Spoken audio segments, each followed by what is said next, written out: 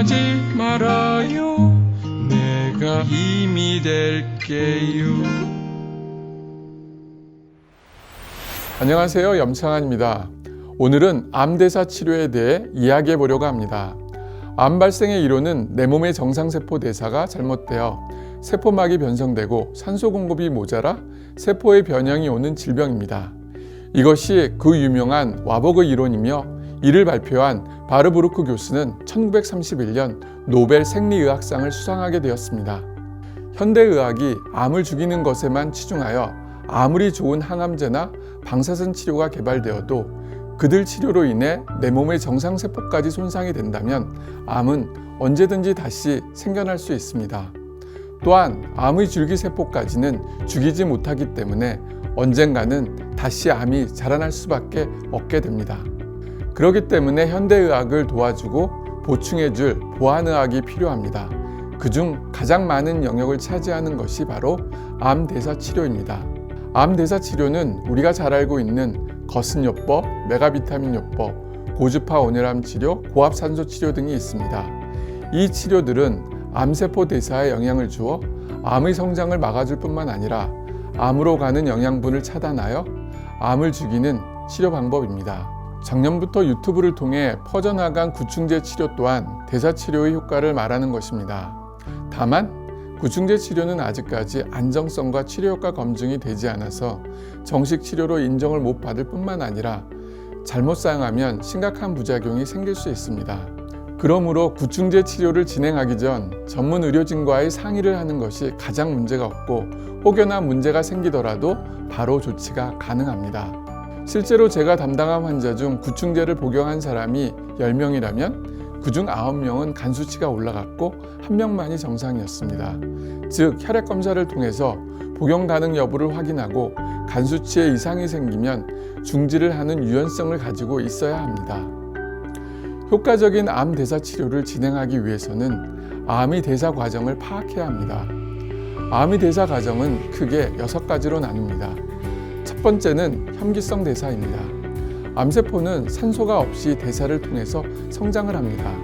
정상적인 세포에서는 상상할 수 없는 일이 암세포에는 발생하기 때문에 우리 몸이 암세포를 인지하지 못하고 점점 커져가는 것을 눈뜬 장님처럼 바라보고만 있는지도 모릅니다. 두 번째는 비정상적인 세포 신호입니다. 정상세포에서는 일어나지 않는 비정상적인 세포 신호를 발현시켜 암세포 증식을 유도합니다.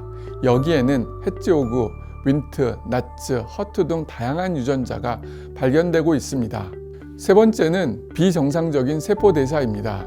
정상세포는 에너지를 만들기 위해 포도당, 지방, 단백질을 이용하는 반면 암세포는 포도당을 주된 에너지원으로 이용하고 있습니다. 그러나 암의 종류와 상태에 따라 암세포가 포도당을 이용할 수 없으면 지방이나 단백질을 이용해서도 에너지를 생성시킵니다. 즉 정상적인 에너지 대사 상태가 아니라 비정상적인 에너지 대사 상태가 만들어집니다. 네 번째는 비정상적인 성장인자 발현입니다. 암세포는 비정상적으로 성장인자를 발현하여 혈액과 림프관을 통해 다른 장기의 전이를 만듭니다. 어떻게 보면 이 전이만 막더라도 우리는 암으로 인한 사망을 막을 수 있습니다. 여기에는 VEGF, FGF, MMP 등이 있습니다. 다섯 번째는 비정상적인 면역 반응입니다. 우리 몸은 정상적인 면역 반응을 통해서 암을 포함한 다양한 질병을 예방할 수 있습니다.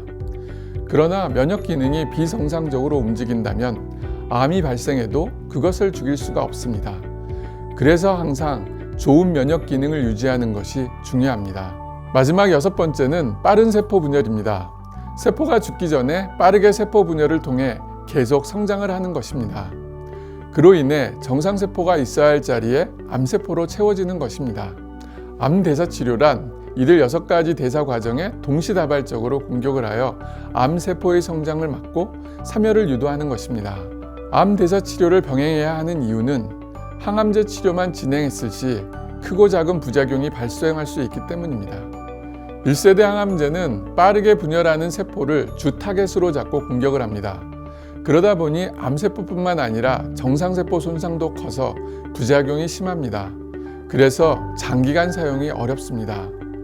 2세대 항암제는 비정상적인 세포 신호를 주된 타겟으로 잡고 공격을 합니다. 그래서 부작용이 적고 치료 효과도 좋지만 암세포가 계속적으로 유전자 변이를 하다 보니 나중에는 효과가 없게 됩니다. 마지막으로 3세대 항암제는 비정상적인 면역 반응을 주된 타겟으로 잡고 공격을 합니다. 처음에는 부작용도 없고 치료 결과가 너무 좋아서 암을 정복하는 줄 알았습니다. 그러나 이건 역시 치료에 한계가 있고 부작용도 속속들이 발견되고 있습니다. 결론적으로 암 치료는 한 가지 치료만 고집하는 것보다는 다양한 치료를 병행해서 최대한 효과를 올리고 부작용을 적게 해야 합니다. 다음 시간에는 암 대사 치료에 대해서 세밀하게 설명해 드리겠습니다. 지금까지 염창한 병원의 대표 원장인 염창한이었습니다. 감사합니다.